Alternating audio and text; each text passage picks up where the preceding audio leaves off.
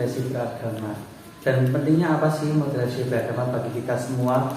Tentunya untuk kita kaum pelajar. Nah, jadi moderasi beragama itu adalah merupakan cara pikir atau cara pandang terkait bagaimana kita beragama dengan sikap yang moderat. Dalam artian apa di sini? Kita harus beragama dengan tidak berlebihan. Kita beragama juga harus adil terhadap agama manapun.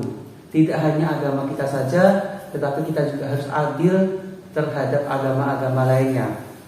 Perlu kita sadari bahwasannya di dalam negara Indonesia ini kita ibaratkan adalah sebuah istana besar, yang dimana istana besar ini memiliki 6 bilik kamar.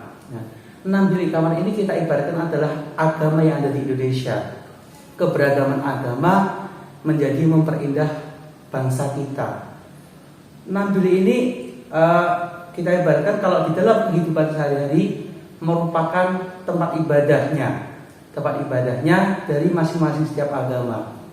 Ada bilik yang khusus agama Islam, ada bilik khusus agama Kristen, Katolik, Hindu, Buddha, Konghucu dan sebagainya. Ketika kita istirahat, maka kita berhak untuk istirahat di bilik masing-masing. Namun ketika kita makan, kita berjadi satu, itu yang merupakan dari keindahan keberagaman kita. Ketika kita santai, ketika kita rileks dan sebagainya, kita harus menjadi satu antara agama yang satu dengan lainnya, sehingga tercipta kerukunan dan akan menciptakan keindahan di tengah-tengah keberagaman ini. Sehingga harapannya ketika kita sudah menerapkan konsep moderasi beragama, itu kita tidak beragama secara ekstremisme dan radikalisme. Di era zaman sekarang ini, ketika kita mendengar terkait dengan ekstremisme, radikalisme dan lain sebagainya, pasti kita akan berfokus kepada nuansa agama. Padahal semua ekstremisme, radikalisme dan terorisme itu tidak semata-mata itu mengarah kepada suatu agama.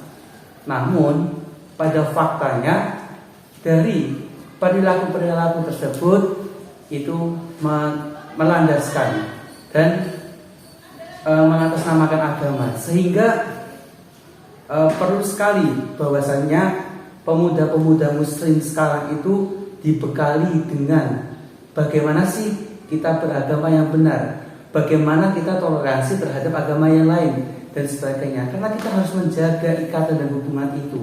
Tidak boleh di dalam satu bangsa ini itu terpecah belah hanya karena perbedaan agama, perbedaan keyakinan dan lain sebagainya.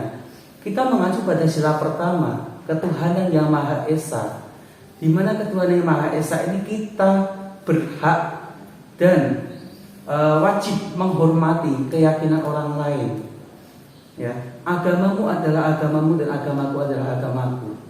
Kita tidak bisa mencampuri agama orang lain, dan orang lain pun tidak bisa mencampuri agama kita. Sehingga kita sudah ada pada jalan dan sudah ada pada tuntunan dan syariatnya masing-masing. Kita berhak menghormati dan menghargai agama lain. Juga begitu sebaliknya, agama lain juga berhak dan berwajib untuk menghormati dan menghargai agama kita. Sehingga antara agama satu dengan agama lain tidak boleh saling mencubit. Jika kita tidak mau dicubit. Dalam artian apa? Kita jangan melukai kalau agama kita juga tidak mau dilukai. Kita jangan mengejek agama lain ketika agama lain juga tidak ingin mengejek agama kita. Sehingga terjadinya saling menjelekkan antara agama satu dengan agama lain karena adanya merasa agamaku itu paling tinggi dan agamaku itu paling benar. Itu yang menjadikan perpecahan di antara agama kita dengan agama lain dan sebagainya. Oleh karena itu, moderasi beragama sangatlah penting. Untuk apa? Untuk mewadahi dan melandasi pemuda-pemudi muslim sekarang, yang dimana kita tidak boleh mempercah belah bangsa hanya karena perbedaan agama. apalagi kita dalam satu negara. Jangan sampai kita terpecah belah oleh hal itu. Hal yang spesifik itu menjadikan kita pecah belah dan kita menjadikan tidak satu keutuhan dan satu kesatuan. Seperti halnya contoh ketika menjelang Hari Raya Natal, beredar banyak isu bahwasannya ketika kita memerangi agama lain, ketika kita menghancurkan tempat ibadah orang lain, itu bernilai jihad. Yang dimaksud jihad bukanlah itu, tapi yang dimaksud jihad adalah kita menegakkan dan berdakwah di jalan Allah dengan baik. Lalu yang kedua, contohnya adalah di salah satu sekolah itu pernah beredar isu bahwasanya di dalam sekolah itu kita dilarang untuk menghormat bendera karena itu dianggap bid'ah. Nah, praktek-praktek yang seperti ini, doktrin-doktrin yang seperti ini tentunya tidak diinginkan oleh pemuda zaman sekarang. Dan yang paling nyata itu adalah bagaimana cara penerus-penerus pendakwah itu dalam menasihati temannya. Seperti yang akan saya contohkan pada video berikut ini.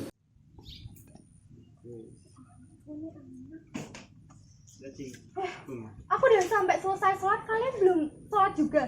Emangnya sudah azan? Kalian nggak dengar ada? Enggak. Kenapa ribut sini? Kalian malu dong sama adikku yang kelas 2 SD. Dia aja sholat gak pernah bolong-bolong. Kalian ini remaja kok malah bolong-bolong sholatnya. Ini kamu tuh seharusnya jangan menasihati di depan teman saya, karena Imam Syafi'i itu mengatakan bahwa janganlah menasihati di depan umum, karena itu bisa menyakiti hati saya. Tapi kan aku nasihatinya juga bagus, karena sholat itu kan juga tiang agama. Iya sih. Terima kasihlah sudah mengingatkan. Ya, tapi terima kasih juga. Kamu tuh kenapa? Ya kak, aku tuh mau cerita. Tadi aku kan udah selesai sholat zuhur nih. Terus aku ketemu teman-temanku nih yang belum pada sholat zuhur. Terus kan aku negur nih, ih kamu belum sholat zuhur gitu kan. Tapi mereka tuh masih asik main gadget gitu loh, nggak kayak ngehirauin aku di situ gitu. Jadi kayak ya aku kesel dong, dan mereka malah kayak negur aku balik kayak, ih jangan negur di depan temanku dong, dan gini-gini gitu. Padahal kan niat aku baik kan buat negur mereka untuk ayo ikut sholat gitu kan. Padahal kan sholat juga tiang agama. Salahnya aku di mana coba kak? Oke, itu kamu menegurnya itu ada orang lain apa enggak? Ada. Ada. Nah, itu kesalahan kamu. Bahwasanya Imam Syafi'i itu mengatakan bahwasanya sebaik-baiknya menegur saudaramu itu adalah menegur secara diam-diam, bukan dalam artian gini, kamu menegur temanmu tapi dia itu posisi ada orang lain. Nah, itu sama aja menyakiti hati orang yang ditegur. Karena apa? Karena sama saja kamu itu merendahkan dan menghancurkan harga dirinya. Maka itu yang kita ibaratkan bahwasanya itu sebuah ukhuwah. Ukhuwah itu merupakan suatu gini, kita harus menjadi cerminan bahwasanya kita dalam berdakwah, kita dalam mencerminkan agama kita itu memang benar-benar agama yang di situ kita memberikan nasihat, memberikan kebaikan, itu memang benar-benar itu dapat diterima oleh orang lain. Sehingga apa? Sehingga temanmu yang tadi kamu nasihat itu tidak merasa dia itu malu dan sebagainya. Karena jika dia malu itu sama saja kita membuka aibnya, seperti itu. Gitu. Iya. Jadi saya di sini juga salah ya Pak? Ya, cara kamu benar, tapi alangkah lebih baiknya jika kamu itu dalam menasihatinya lebih baik. Misalnya kamu panggil nih, kamu, misalnya namanya siapa namanya teman kamu? Namanya Audi. Nah, saya, Audi, sini ketemu aku bentar. Nah, terus itu baru kamu ajak obrolan. Tadi kamu belum sholat kan, gitu. Nah, terus habis itu, kenapa kamu belum sholat? Dan kan harusnya seperti ini, seperti ini, seperti ini. Nah, itu akan mudah lebih diterima oleh orang lain. Gitu. Seperti halnya cara penyebaran agama Islam itu mudah masuk di Indonesia adalah karena melewati budaya seperti itu. Misalnya dengan cara Wali Songo menyebarkan dakwah, yaitu dengan menggunakan wayang, dengan tidak menghilangkan tradisi di mana waktu itu negara Indonesia mayoritas masih beragama apa? Hindu dan Buddha. Nah, itu Wali Songo dengan menyelipkan berbagai cara atau metode dakwah, yaitu misalnya dengan cara kalau kita kenali di desa kita ada yang namanya kenduren dan sebagainya. Itu merupakan cara dakwah dengan budaya, sehingga apa? Sehingga yang tadi kita sabut dari budaya agama Hindu dan Buddha itu juga tidak hilang, tapi kita selipkan dakwah kita itu di antara hal tersebut. Makanya dari itu kita juga harus mencerminkan, atau kita kan ini sedang mencontohkan apa itu utuah kan.